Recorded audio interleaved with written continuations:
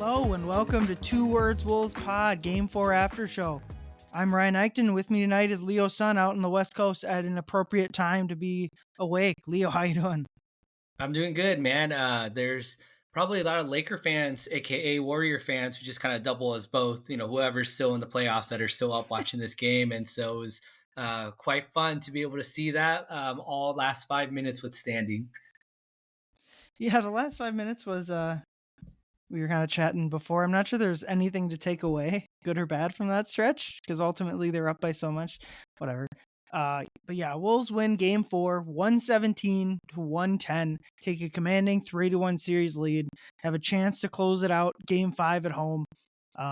That'll be especially important because if disaster strikes and they do lose that game, that opens the door for Curry to come back.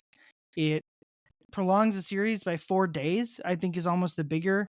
I'm kind of like dubious that Curry will even be ready by game 6, but we'll see what they say on Wednesday. But it prolongs the series 4 days. It would have been 3 days, but the Valkyries play um on whatever day that would be to push it back a day.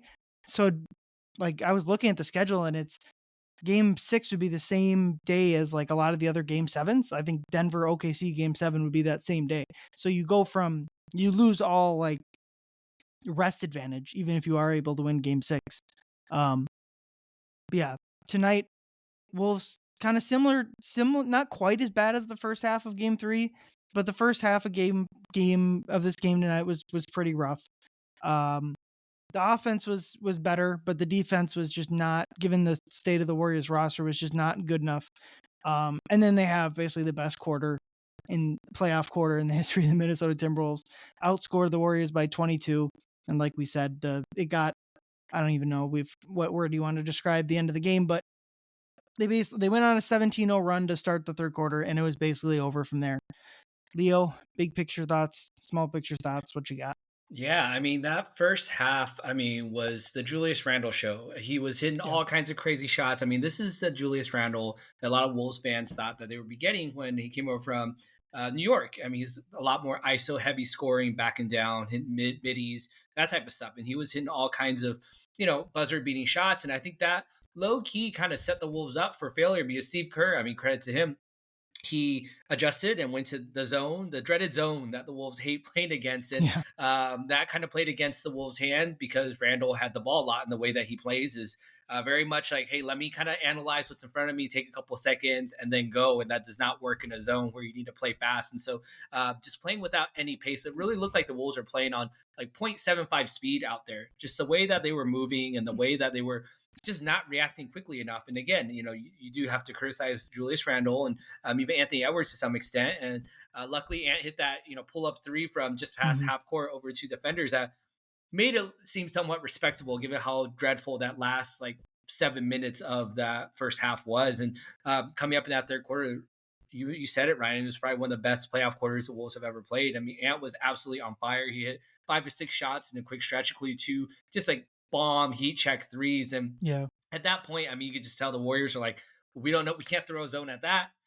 And their whole matchup got kind of jumbled, and really the rest of the team showed up. I think Dante hit a huge three and then drew a charge right after. Jaden was making plays. Julius Randle, after he got pulled early in that second half, came back in and played pretty well as well. Kind of fit back in and bullied down low, and so you just really got all of it. I put on the Wolves on the Canis Hoopus Blue Sky that it felt like this is the perfect form of the Wolves in that third quarter. You have Yeah. Ant hitting from deep. You had the secondary players coming in, hitting from deep as well, chipping in, and Julius Randle just kind of bruising them in low. Like that's what you want to see. While Rudy Gobert, wasn't as present, but he was still steady on the defensive end. And the only thing I'll say about that fourth quarter was really that I joked about it, but somewhat true is that this is probably a good thing for the Wolves. If you try and take it in context of that, the series isn't over. They still have another game left. I can very much see the Wolves like feeling just too good about themselves going into the fifth game, saying like, you know what, we won by like 25-30. Like, it's easy. I'm just going to bomb from three, whatever, and just play loose heading into game 5, which, may or may not be the best thing. And so Finch is definitely a light a fire under them, I would assume, during film study. tomorrow, because a lot of the players are making a lot of those mistakes at the end. I mean, those were your Nas Reeds. They were your even the Keel, for as good of a game he had, had some mistakes. Dante just couldn't seem to bring the ball up or pass it correctly. So it was a little obviously annoying, but at the end of the day, it was pretty much a comfortable win, all in all, in that second half. Yeah, I mean, a big reason why that down the stretch happened was that they didn't want to play Mike because he was approaching 30 minutes, and I just think it probably wasn't even about his minutes total. Just like they had the game in hand, let's sit down the 30 plus year old and get him some time on the bench. And they sat down Ant as well. That's Foul probably just a trouble. minute Yeah. foul trouble, minutes restriction, all of that. But um, they basically didn't have like their two ball handlers were Nikhil and Dante out there. Like I think that was a big part of it. It's not to like excuse the down the stretch play, but it is what it is. But yeah, you talked about. I thought Ant was pretty brutally bad for the first quarter and a half ish of the game. Pretty similar to game one. He was just the defense. I don't quite remember if it was this bad in game three, but I thought Ant's defense in the first half of the game was pretty atrocious. Um, and it's always hard to tell who's playing well defensively other than like the main defensive guys live, but I'm sure he did a better job defensively in the second half. And like you mentioned, the 3-point flurry down the stretch of the first half and to open the second half was when the Wolves put the game away. So they're down 4 with a minute left, and Ain hits a 3 and then hits the one you mentioned, the buzzer beater. So it's 2 straight threes to close the half. And then midway through the third quarter hits 3 more threes, and they're up 12, and they kind of pull away from there. Dante hits a 3 to put them up 15. They don't that so with 4:18 left in the third quarter, they hit their final three-pointer of the game, which is interesting. But the Wolves made 16 of their first 30 three-pointers in this game, which is obviously such a stark difference from going 0-16 in the first half of game 1. It's really this is to me the first like good three-point shooting game they've had since like game 1 of the Lakers series. They've had like adequate, like what they shot mid 30s last game. That's just fine. But like the first game where you just go, oh, they won that game because they bombed away from 3, which this roster has the ability to do. Obviously, Ant 6 of 11 stands out. But Randall hit 4 of 8. Nas only 1 of 3. Dante hit 2 of 4, which is like at It's this a point, heater by his standards. Yeah. yeah, Nikhil hit his 1 attempt. Yeah, it's just been good to see that uh that the poor 3-point shooting, I think, was a momentary blip on the. I mean, it's just like it's. I know people like don't like to evaluate sports this way, but like it's just such a low sample size, even one game. Like we can talk about the lottery later, but I was just kind of thinking about like it's just like I know people think it's rigged, but like 1.5% hitting is not that big of a thing. Like I don't know. So I think it's been good to see that it was just like a momentary 2-game stretch lapse of 3-point shooting, and if there was any mental factor to it, they've seemingly brushed it off. Yeah, I mean, 16 of 34 is obviously a good night compared to the 8 of 27 for the Golden State Warriors. But I mean, Julius was obviously hot in the first half, and Ant was hot in that second half. So they Mhm. definitely shot above average. But I mean, look at the rest of them, like you said. I mean, Dante 2 of 4. I mean, you imagine that's something he could do. I mean, Mike Conley's 2 for 6. I mean, how many of his misses were wide open, where it's like you expect him to convert closer to a 50, high 40% range instead of 33%. And yeah, Nas had that 6 step back 3 that he had at some point in the first half. But outside of that, I mean, he was 0 for 2 as well too. So it's not like the Wolves shot alarmingly outlier amount of threes that went in that they normally don't make. So I do think it's a repeatable performance for them. Oh, for sure. Uh, yeah, I just meant it but was good. Like it was. yeah, it was good compared to what they've been doing, right, all series. And so, by the end of it, Julius Randle, Anthony Edwards, you look at their numbers, they had a matching 11 for 21 from the field. If you even include that garbage time in there, they combined for 61 points, and they became the first duel of Timberwolves players in the playoffs to score 30 or more, last being KG and Sam Cassell in that 2004 run.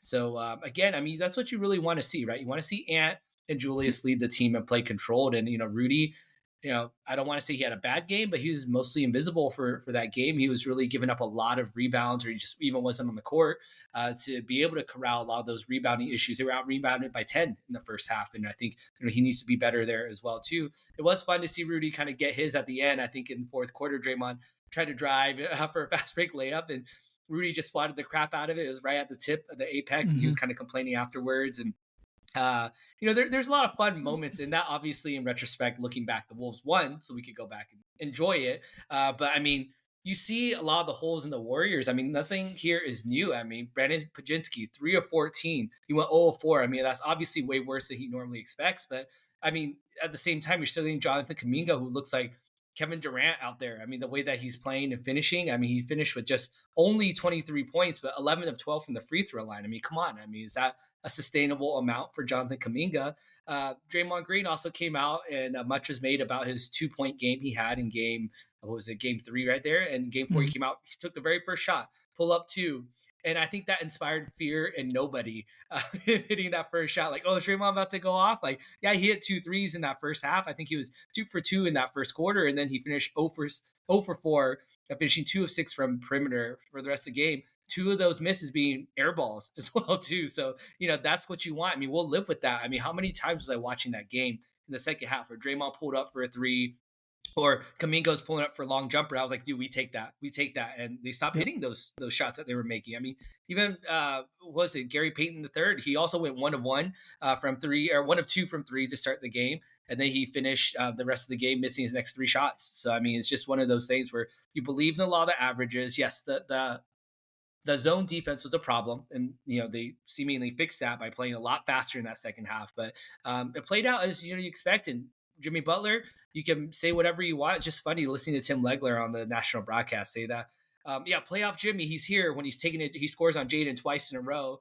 And then the second half, when he's not playing well, it's like, Jimmy just doesn't quite look like himself out there tonight, where it's like he never gets any of the blame. And when he is playing well, it's like, oh, well, this is what he does. It's like, this man scored 14 points in a must-win game. He went 5 of 9. I mean, he's incredibly passive. That's what we saw Mm-hmm. the rest of the series, aside from game 3, where he really went off. So, I think they fired their best shots. And to be honest, we said it on the broadcast, or I said this on the recording after the series preview coming up before game 1. That I said I think the Wolves are going to give up game 1. They're going to win the next 4 in a gentleman's sweep. And I'm not saying it's over yet, but we're heading in that direction, Ryan. So, I think I got to, go to Vegas or do something here, because I think I'm onto something.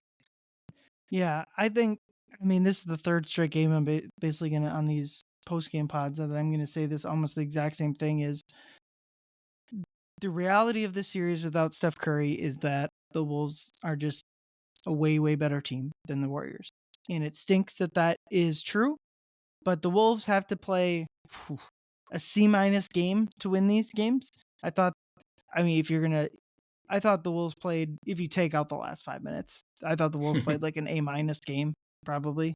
Certainly, I mean, the third quarter is obviously an A+, but like, I was trying to think, like, if the Wolves played the 50th percentile game, like the average game for their roster, I'm not sure the Wolves or the Warriors could even, like, that's just, without Curry, it's not just that, like, any team without their star is going to struggle to win a second round playoff game. If the Wolves didn't have Anthony Edwards, the series would be obviously very difficult for the Wolves to win. But the Warriors specifically are so built around, their offense is so built around that guy, that it's a reality of the series, and it stinks. Obviously, it stinks most for the Warriors. That, like, if Warriors fans want to come and say, like, we would have won this series without Curry, I wouldn't necessarily try to, like, dissuade them of that opinion. I would understand how they would get to that conclusion. My point would just be like, we don't know. We have no clue what would have happened in the series if Right. Curry, I mean, it's probably likely 2-2. Like, I would say the Wolves win this game, win game 2, and the Warriors win 1 and 3, probably. But, like, we don't know. We don't know. Like, Jaden's guarding a whole different person. Like, there's just no way to know. And that's Yeah. what stinks the most.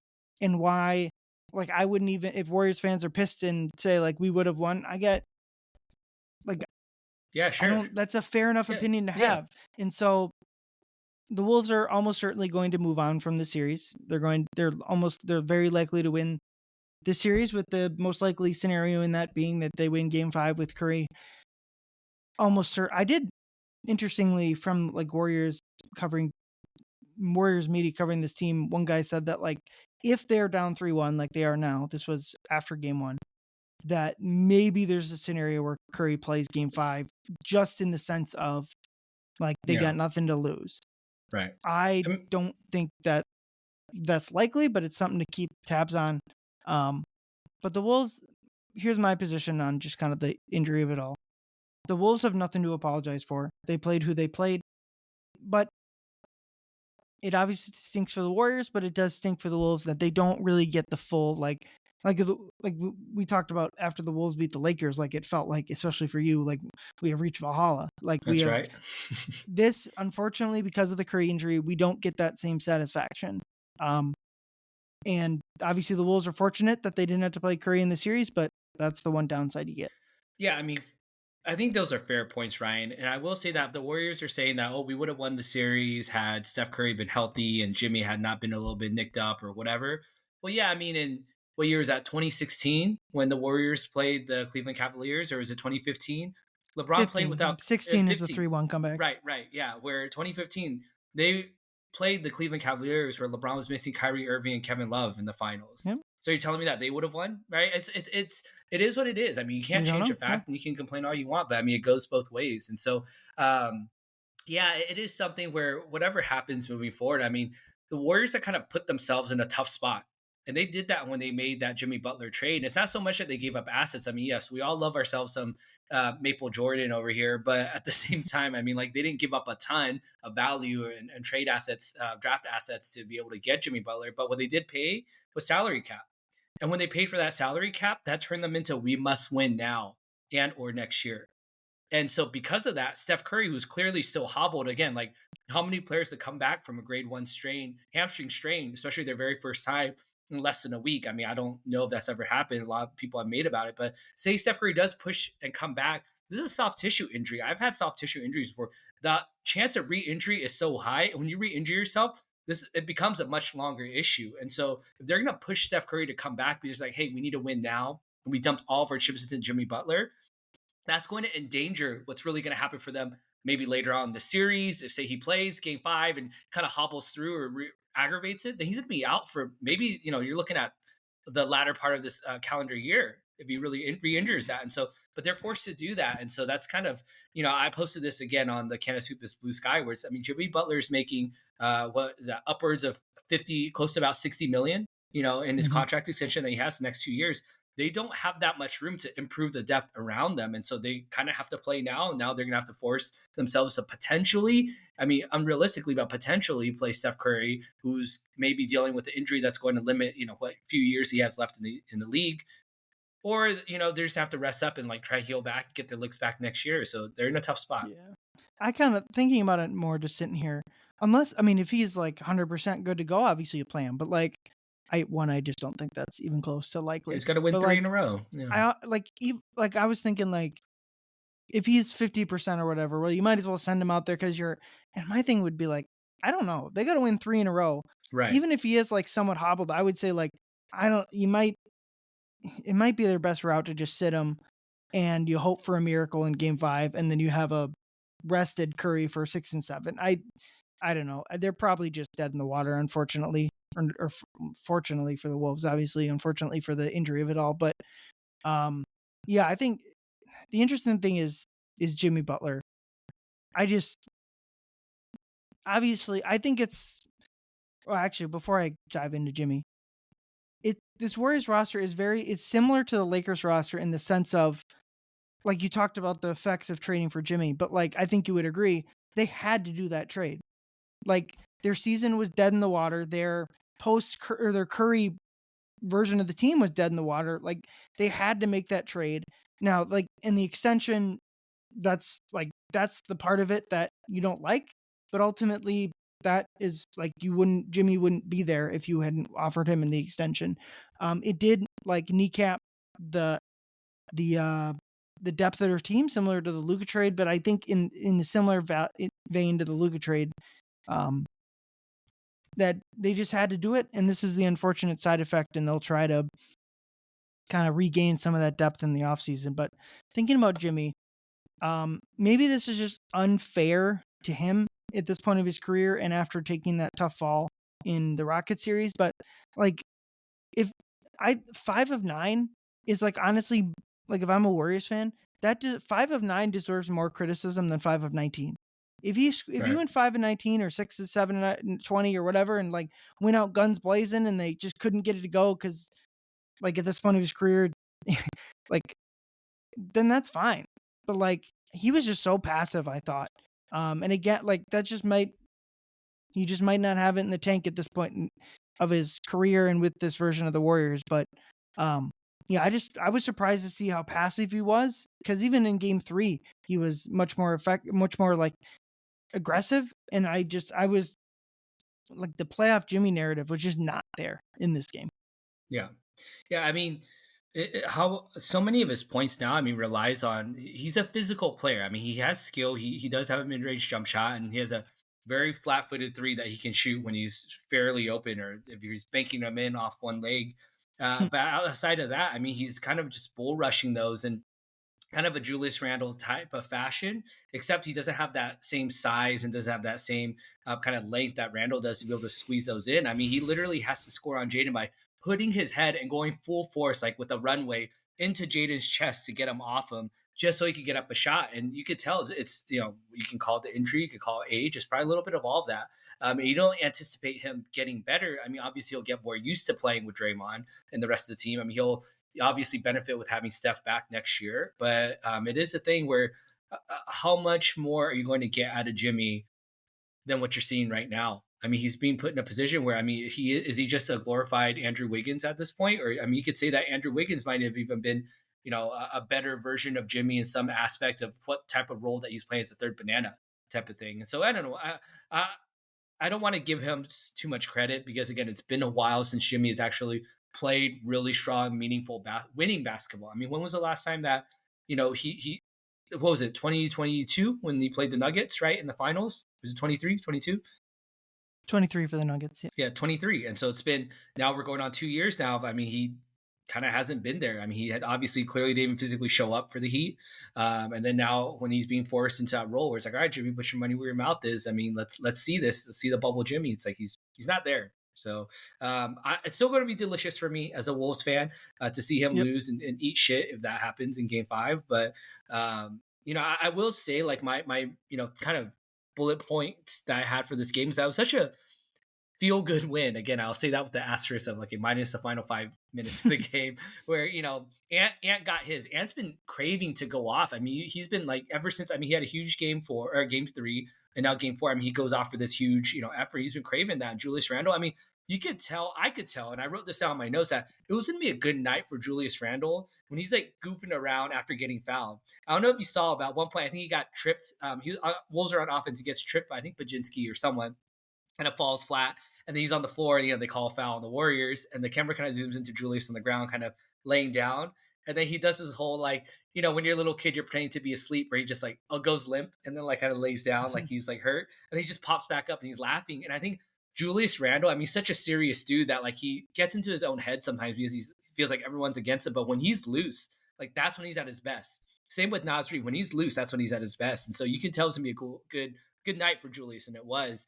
Jaden gets throat punched by Buddy Hield, and he kind of retaliates with that, which it probably should have been, flagrant one foul. Yeah, I But was at the same, surprised yeah, they yeah, didn't call that a or intentional or some flagrant on Jaden. Yeah, right, or even a technical or something like that. something. But yeah, I mean, he definitely pulled him down. But I mean, Jaden was clearly frustrated because I mean, Buddy Hield's dribbling like he's the Heisman Trophy, just with one arm out the whole time, like at his neck. And Jaden kind of gets his get back. I mean, Buddy Hield scored 1 point or 2 points in the second half, I believe it is. He scored a layup, I think, in the fourth quarter. That was it.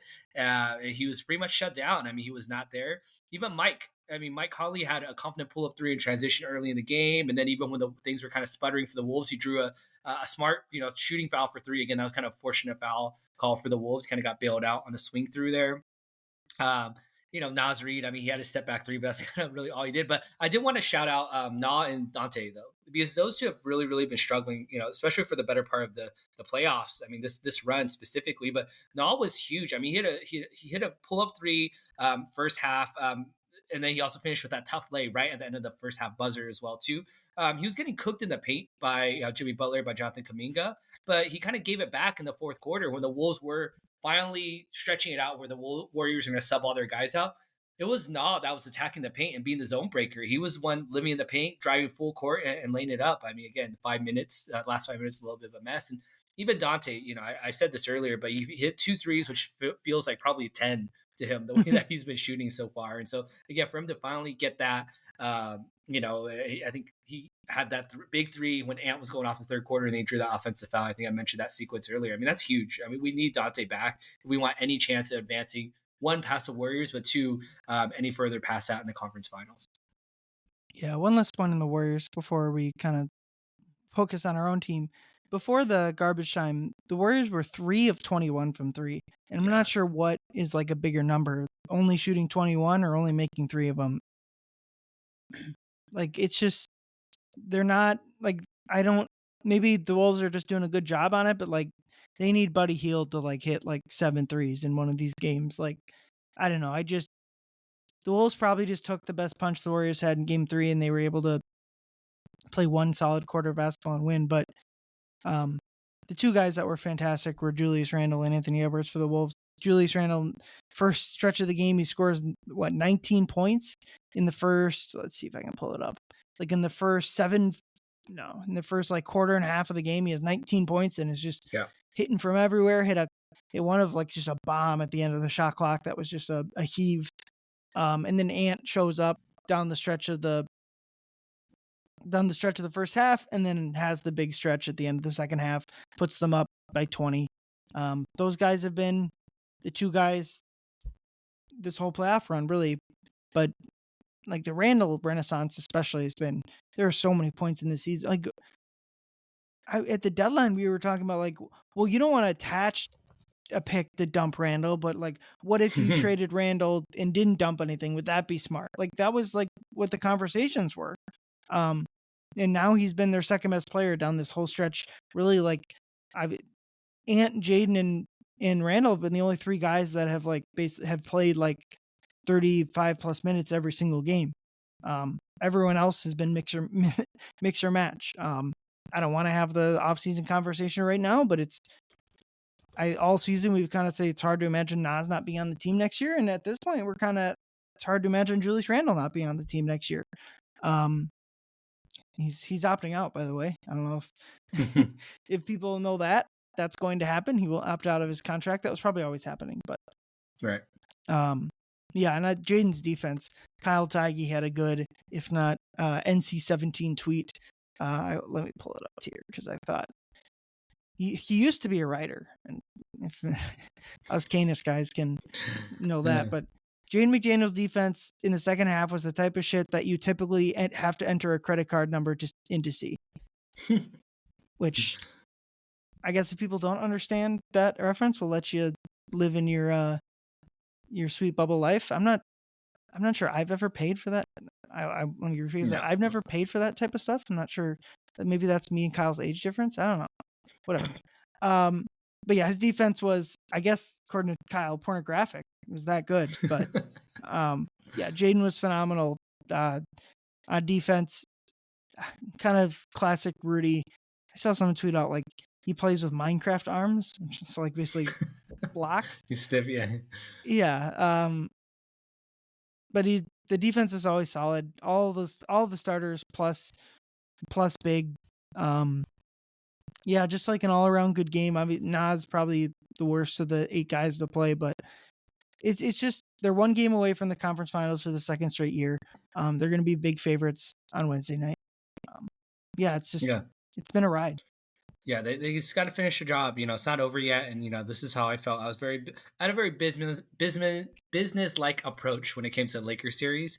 And once we won that, I'm kind of like, whatever, the Wolves going all the way, or I don't care what happens. But I mean, to be honest, the Wolves need to maintain that energy. And again, whether it's them playing like crap and getting chewed out for that last 5 minutes, in which the Wolves committed 12 turnovers in the fourth quarter. So pretty amazing. Again, they were all by rotation players. But anyways, that being said, is that they have one more game.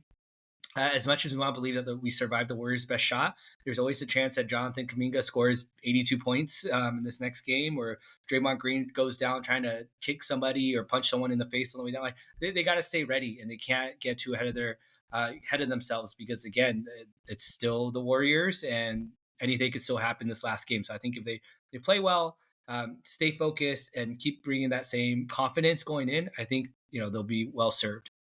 Yeah, I think the first quarter, first few minutes will be important on Wednesday. Just bury them. Like, just you don't. If you give them life, maybe they have some stretch. Certainly, obviously, you lose the game, and um, I mean, I would still think they Wolves have a pretty darn good chance of winning the series. But you give them life, and at the very least, you extend the series by 4 days. But bury them early, cruise to a win, and then we can all go watch OKC Denver and figure out. Hopefully, that one goes 7. We can All right.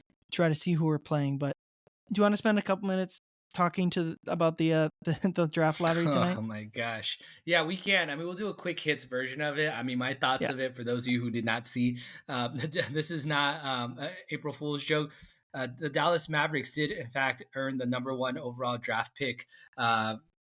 With a 1.8% chance to move all the way up and go ahead and feed into the storylines that the narratives, conspiracy theories that Adam Silver had this fix for the Dallas Mavericks after he forced Luka to be traded to the Lakers. But it is kind of wild to think about when something similar happened. And it's not shot for shot the same, but Anthony Davis also requested a trade and refused to play out his contract with the New Orleans Pelicans, and requested and forced himself really to be traded to the Lakers. And before he even got traded, though, before that even happened that summer, the Pelicans hilariously won the draft lottery and got Zion Williamson in that one. And, we all know how that worked out. So it sucks a little bit for the Wolves in terms that the top 2 picks go to the Dallas Mavericks. The second one goes to the San Antonio Spurs. And so the Mavericks obviously will probably be without Kyrie Irving for the majority of next regular season. And if his rehab goes well, he'll be back for if they make the postseason. But watching Anthony Davis and Cooper Flag play defense together will be a little bit scary. Again, Cooper Flag, I know he's unproven in the NBA yet, but I mean, he is by all counts and measurements a solid and very, very good defensive player that should be able to have an impact right away. And so you put those two together with PJ Washington and your Daniel Gafford or Derek Lively, whoever's still on the team come next season off the bench. I mean, that's going to be a really scary presence in there for them. I don't know if I'm quite ready to crown them as that, but just sucks that the Mavericks are getting kind of rewarded for their ineptitude and trading away Luka and tanking to a place where they just still barely missed the playoffs. And they go on to earn the number one pick. And the Spurs, again, I'll do my quick thought on them is that they continue to add to what they get. Obviously, they have Stephon Castle, who's a rookie of the year, De'Aaron Fox, and then they have Devin Vassell, who's a solid role player, and Victor Wembanyama. And so they're going to probably add Dylan Harper, right? It's Dylan, right? Because Ron Harper Jr. is his brother, who's already in the G League right now. But yeah, Dylan Harper will be coming in most likely as a consensus number 2 pick. But I think a lot of the headlines we're thinking about with Giannis announcing that he's open to talking to other teams about potential trade requests is that are the Spurs going to set the record with the most wingspan ever on a team and try and trade whatever assets, whether it's your draft pick or whether it's Vassell or maybe it's Castle or whoever, to bring in Giannis. And that would be pretty scary when you think about Giannis and Wemby sharing the floor with whoever is left on that team. Yeah. I have a lot of thoughts, and I'll try to keep them brief. But one, the Eastern Conference is a dumpster fire and just continues to be. We'll see what, unfortunately, Jason Tatum's injury.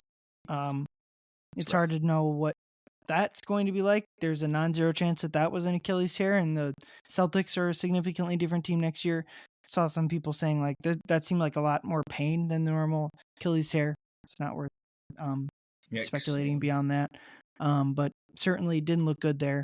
Obviously, even if Giannis stays in Milwaukee's not going to be a championship contender next year with Dame being out, but it's a half decent chance that Giannis is out the door, and it seems like all the suitors are in the West. So just another, and then so now, like you said, the top 2 picks are in Dallas and San Antonio, and I obviously I will say for the Mavericks fans, I'm happy for them. The Luka trade is like the worst thing that has almost ever happened to the fan base, but the front office deserves none of this. Right. And deserve has nothing to do with it. It's a random lottery. Yeah. And so my thoughts, I know you touched on it, and I don't know if you wanted to go into the conspiracy of it, but I think you didn't because you knew my thoughts on it, which were Yeah. it's not rigged. I'm sorry, it's not. It's fun to joke about, and if you want to get your jokes off, that's completely fine. It's not rigged. I tweeted it out. Go watch the very boring lottery of it.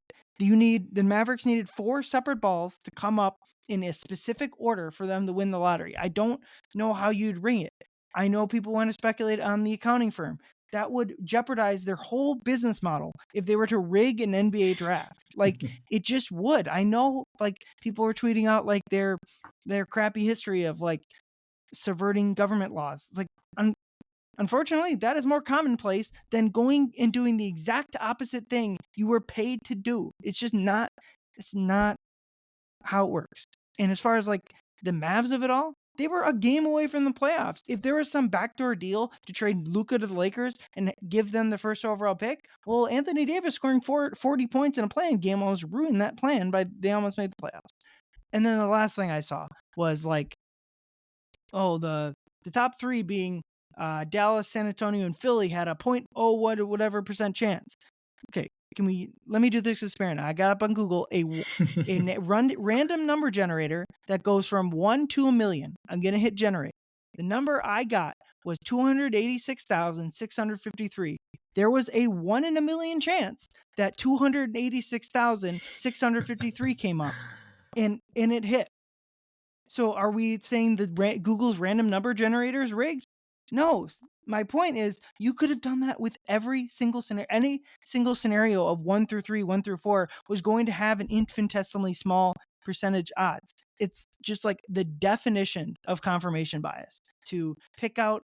And I get it. I get that. Like I even tweeted out like it's not rigged, but damn sure the way it rolled out made it look like it. And Yeah. I get, and certainly like the comparisons to the New Orleans winning the Zion lottery are there too. I want people to like really, if again, jokes are fine, but like people to sit down and really like think critically about it. The problem is because like I kind of think the first one with Ewing back in the 80s, early 90s, that Yeah. one Early might have been 90s. rigged. That Yeah. one The had a chance because envelopes. there's just Yeah. Yeah. It's envelopes, just and if you kind envelopes. of Yeah. that one, if you want to go down that conspiracy, I'll let you. You allow But that one. now that Yeah. they do it with like a ping pong ball machine and like a real, no, it's People, not. they have media members there. Yeah. It's like it's a whole Like I thing. mean, think about like if you watch the Oscars, there's a similar like accounting firm that runs that, and like it was a big deal when they announced the wrong winner. I'm pretty sure that accounting firm was not hired back the following year after doing it for the past whatever number of years. Yeah. Like it's just not rigged. I don't know Yeah. what else to say. I mean, you think about the fact that, yeah, I mean, how it happened. I mean, obviously we understand the narrative of it, but just mathematically of that, they won a tiebreaker with Chicago, right? To get the Yeah. spot that they did, and Well, the tiebreaker was rigged, Leo. right, The right, coin yeah. they rigged a coin flip. Right. So what's funny about that tiebreaker that they won was that Chicago was a one number that was away from, who would have won the lottery had it not been the last number been Dallas's number. And so it's just kind of like, the optics of it. But again, yeah, I'll go back to the fact that, look, Ryan, next year, if the Los Angeles Lakers somehow are awarded Paolo Banchero by the Magic, and then the Magic win the lottery with a 3% chance and they draft AJ DeBonsa or whatever his name is, we gotta have a conversation at that point because whichever team is sending their superstar, young superstar, to LA or a major market winning lottery would be a little bit worrisome. But yeah, you talked a little bit about the East being a dumpster fire. I mean, the Sixers, I mean, them getting the number 3 pick, I mean, they jumped up 2 spots, but more importantly, they didn't fall down 2 spots to lose their pick. That's significant in the fact that it sucks because you're rewarding the Sixers for bad process, pun intended, with Joel Embiid kind of, sacrificing himself to At least they were winning an trying to. MVP. At They were least they were trying to win. trying. They were trying They to were win, trying but to yeah. win until their season was very clearly over. Yeah, derailed by a bunch of injuries, and so they're kind of rewarded for, again, signing Paul George to, pretty close to max, I think, extension, and Embiid to a dubious extension as well too. So I'm not saying that Philly's going to profit that much, but it just kind of sucks that it wasn't a team that was kind of further trying to rebuild than the Sixers are. Charlotte, again, they fall down to number 4. They had a chance. They were one of the three worst records. The Jazz, again, you kind of have to laugh a little bit. I mean, again, I understand that the Jazz's top lottery pick was not the Timberwolves pick that they were getting from us, but the Jazz again fall down to number 5. They missed their chance at a blue chip prospect coming out again, or at least a top pick coming in, Yeah, and overall then tanking was not rewarded. All the yeah, top yeah. I teams mean, lost, and they like the all fell down Jazz, to 4, 5, and 6. Yeah, the the Jazz Jazz, especially, like Wizards. the past Yeah, 3 years, I think have been kind of despicable. Like right, two back to not the 2 seasons before this one, they had like a solid team that was like winning more than their talent should, and they gutted it. Thank you, Mike, for Mike Conley and Nikhil Alexander Walker, but they gutted it so that they could start losing games. And then this year, they're like, well, we're not even give you guys a chance to win any games, and just continue to gut their roster. And I get that, like, that I'm not even saying that was the wrong move for them, but like, I'm not going to feel bad for you when you tank right. out of the top 4. Yeah. So not too much more news kind of moving down from there. Everything else pretty much kind of lined up as we expected. That, obviously we had the big jump from Dallas and the big jump from San Antonio.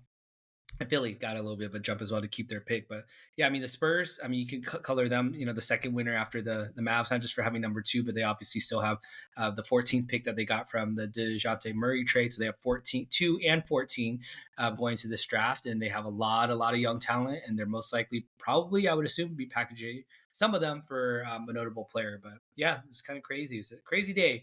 All in all, I don't know if we have the time to go into Boston Celtics. But again, you did mention Jason Tatum going down, which sucks for the Celtics. Good for the Knicks in terms of their playoff chances or championship chances. Cat had a pretty good game today as well too. So I was happy to see him play well, despite some foul trouble as usual. So yeah, I mean they're up 3-1, and most likely looking at perhaps the Pacers, who are also up 3-1, and Donovan Mitchell getting an MRI on his ankle, and the Cavs really real in there. Yeah, it looks like East Finals are going to be Cavs and Knicks, Right. barring some Miracles. crazy Yeah. thing. The Cavs might. I don't know. I think it seems like the Cavs and the Celtics, especially if Tatum is. You hope. You hope there's nothing. You hope it's not the worst case scenario, but Yeah. obviously it looked like at the very least, I don't. His playoffs might be over, especially if they're, especially if they lose Game 5. But Right. yeah, the especially if the Nuggets are able to beat the Thunder. I thought they probably missed their opportunity when they weren't able to close out Game 4. But I mean, if the Nuggets win, like, the Wolves have as good a chance as any is to win this title. Yeah. And Yeah. I mean, the favorite right now is OKC. It's hard to disagree with that at this point, but the Wolves have as good No, a chance as any. yeah. Um, The Nuggets are taking it to the Thunder too. I mean, they're not laying down, and so we'll see how that series plays out. I mean, it's 2-2, but yeah, I mean, I think the Wolves, if I remember correctly, I mean, the Wolves, did they sweep the Nuggets this year in the regular season? they did. I'm Yeah, not sure and how much they that all with yeah, Michael yeah, Malone as coach, so I'm not even sure. right.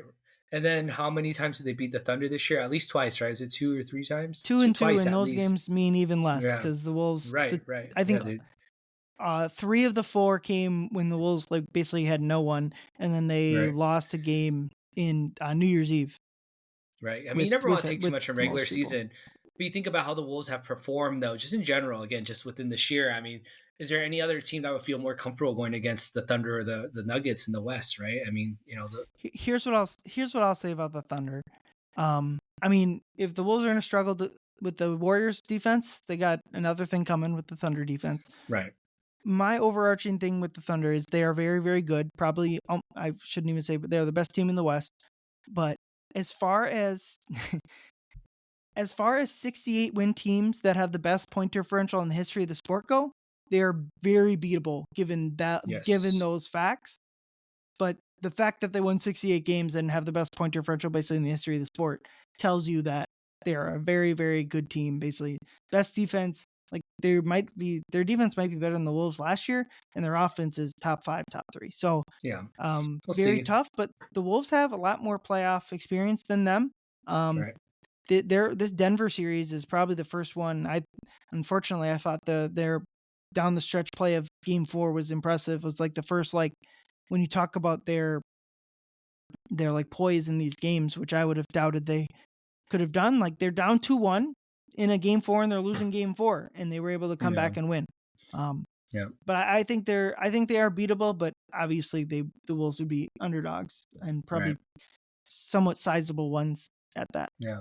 So we'll see. Yeah, I mean, we have two more days, well, 1 day off technically, and then we come back. The Wolves do play back at home in Target Center. Hopefully, trying to close out their first playoff series since God knows when at home. I think ever dating back to 2004 probably. But they do play at 8:30 at Target Center, so it is ready to go. 8:30 Central. Yes, eight. Yeah, I am working for you. I try and think central for y'all, so I'm in Pacific, but 8:30 Central for y'all. So yeah, it'll be exciting. Hopefully, the Wolves can close it at home again. Hopefully, all of you who are local try to attend the game if you can. Pack the house. Be loud, and let's send Jimmy home. Let's send Jimmy home, right? Yeah, like the stereotype, the like Americans don't know other languages. We all expect people to know English.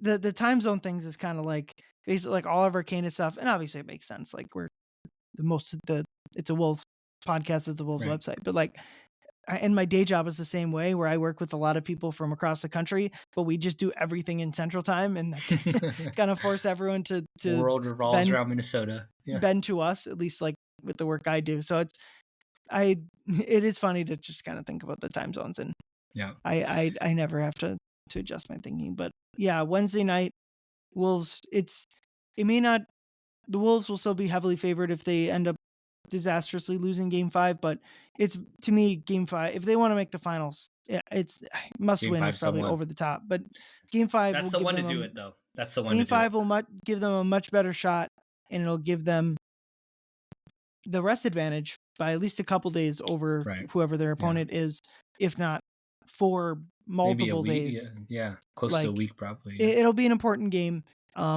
Like we've kind of said, the Wolves don't have to play their A+ game. C- probably gets it done.